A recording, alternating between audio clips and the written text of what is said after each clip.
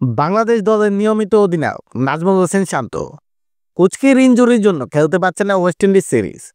তবে চোট কিছুটা সারতে থাকায় এনসিএল স্কোয়াডে আছেন শান্ত।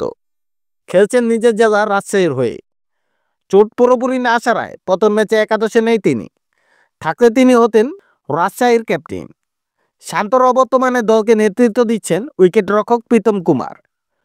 তবে প্রথম ম্যাচ ঠিকই সতীর্থদের পানি খাওয়াতে আসলেন শান্ত। সোহান তখন তাণ্ডব চালিয়ে ইতিমধ্যে ৩৫ বলে ৬৪ রান করে ফেলেছেন। তাকে ভালো সঙ্গ দিচ্ছিলেন রাজশাহীর আরেক ওপেনার সাব্বির।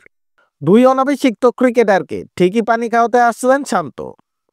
আমাদের দেশে পানি খাওয়ানো মনে হয় দণ্ডনীয় অপরাধ, ঘৃণিত কর্ম। অথচ বিদেশে বিরাট কোহলি, ওয়ার্নাররা হরহামেশাই ডাগআউট থেকে এসে সতীর্থদের উৎসাহ দেয়। ট্রলিংয়ের যুগে এই ভিডিওটা হয়তো নেগেটিভভাবে সমালোচিত হতে পারে, কিন্তু এগুলো ক্রিকেটের সৌন্দর্য। আসলে এগুলোই একজন টিম ম্যানের বৈশিষ্ট্য।